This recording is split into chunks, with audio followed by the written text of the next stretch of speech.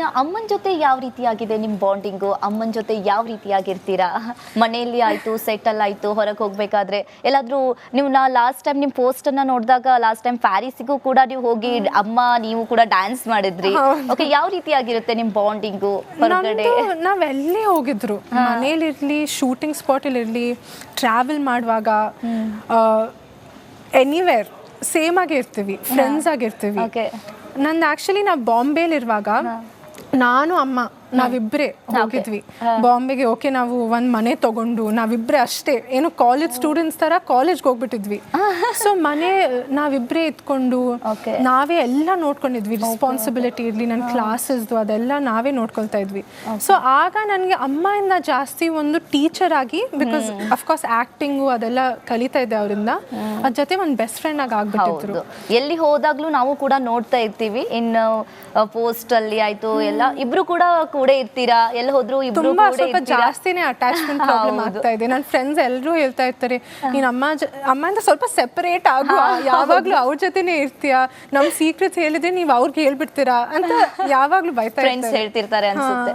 Okay, ನಿಮ್ಮ college days ಬಗ್ಗೆ ಹೇಳೋದಾದ್ರೆ ಮತ್ತೆ ನಿಮ್ಮ ಚೈಲ್ಡ್ಹುಡ್ ಎಲ್ಲ ಯಾವ ರೀತಿಯಾಗಿತ್ತು ಹೇಳೋದು? ತುಂಬ ಸ್ವೀಟ್ ಆಗಿತ್ತು. ನನಗೆ ತುಂಬ ಅಂದರೆ ತುಂಬ ನಾಚಿಕೆ ಈಗಲೂ ಕೂಡ ಇದೆ.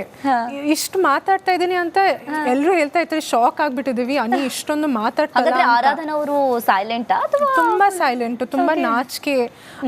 ಅಂದರೆ ಆ ಸ್ಪಾಟ್ಲೈಟಿಂದ, ಅಟೆನ್ಷನಿಂದ ಮುಂಚೆ ಚಿಕ್ಕ ವಯಸ್ಸಲ್ಲಿ ಅಂದರೆ ನನಗೆ ಇಷ್ಟನೇ ಇಲ್ಲ.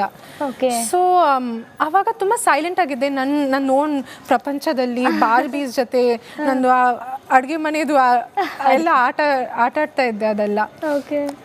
ಕಾಲೇಜ್ಗೆ ಬರುವಾಗ ನಾನು ಅಕಾಡೆಮಿಕ್ಸಲ್ಲಿ ತುಂಬ ಚೆನ್ನಾಗಿ, ಅಂದರೆ ತುಂಬ ಫಸ್ಟ್ ರ್ಯಾಂಕರ್ ಇಲ್ಲ, ಫಸ್ಟ್ ಕ್ಲಾಸ್. ಸೊ ಸ್ಟಡೀಸ್ ಮೇಲೆ ಜಾಸ್ತಿ ಕಾನ್ಸಂಟ್ರೇಷನ್.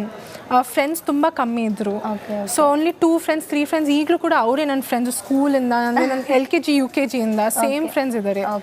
ಸೊ ತುಂಬ ಸಿಂಪಲ್ ಆಗಿ ಶೂಟಿಂಗ್ಸ್ಗೆಲ್ಲ ಜಾಸ್ತಿ ಹೋಗ್ತಾ ಇರಲಿಲ್ಲ. ಅಮ್ಮ ಅವ್ರ ಶೂಟಿಂಗ್ಸ್ ಇರಲಿ, ಅಪ್ಪ ಅವ್ರ ಶೂಟಿಂಗ್ಸ್ ಇರಲಿ, ಜಾಸ್ತಿ ಹೋಗ್ತಾ ಇರಲಿಲ್ಲ. ಸೊ ಅದಕ್ಕೆ ಅಂದರೆ ಒಂದು ಚಿಕ್ಕ ಬಬ್ಬಲಲ್ಲಿದ್ದೆ.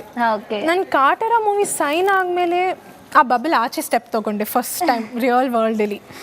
ಸೊ ಇದೆಲ್ಲ ಅಂದರೆ ಅಲ್ಲಿಂದ ಇಲ್ಲಿ ತನಕ ಬಂದಿದ್ದೀನಿ. ಒಂಥರ ಮೆಮೊರೀಸ್ ರೀಕ್ರಿಯೇಟ್ ಆದಂಗೆ ಆಗುತ್ತೆ, ತುಂಬ ಗ್ರೋತ್ ಅಂತ ಅನ್ಸುತ್ತೆ ನನಗೆ. ಓಕೆ. ಇನ್ನು ಅದೇ ರೀತಿಯಾಗಿ ಆರಾಧನವರು, ನಾನು ಕೇಳ್ಪಟ್ಟೆ ಆರಾಧನವರು ಕೂಡ ನೀವೇ ಹೇಳ್ದಂಗೆ ಸೈಲೆಂಟು, ತುಂಬ ಎಲ್ಲಿ ಹೋಗೋದಿಲ್ಲ, ಏನು ಜಾಸ್ತಿ ಮಾತಾಡೋದೇ ಇಲ್ಲ ಅಂತ ಹೇಳ್ತಾರೆ. ಅದೇ ರೀತಿಗೆ ಅಪ್ಪನ ಜೊತೆ ಯಾವ ರೀತಿಯಾಗಿತ್ತು ಬಾಂಡಿಂಗ್? ನನಗೆ ಅವರಿಂದಾನೇ ಇದು ಸಿಕ್ತು. ಅವರು ಜಾಸ್ತಿ ಮಾತಾಡಲ್ಲ.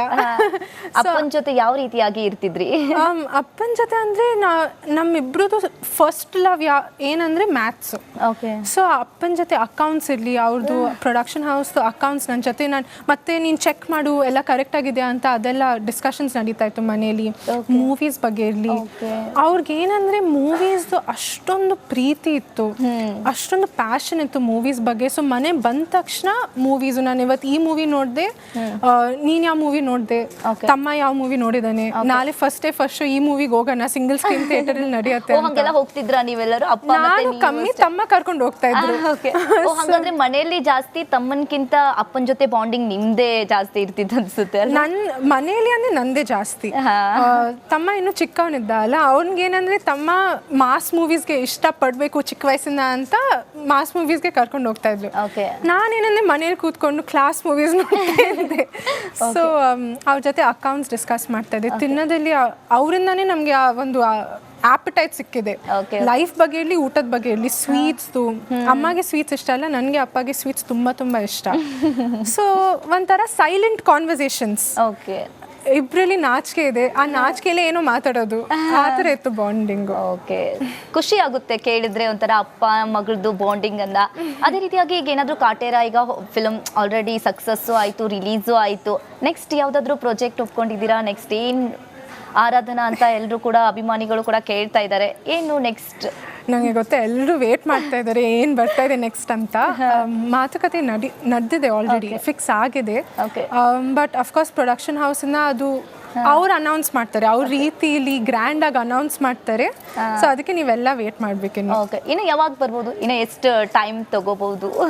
ಎಲ್ಲ ಮೇ ಜೂನ್ ಟೈಮಲ್ಲಿ ಸ್ಟಾರ್ಟ್ ಆಗುತ್ತೆ.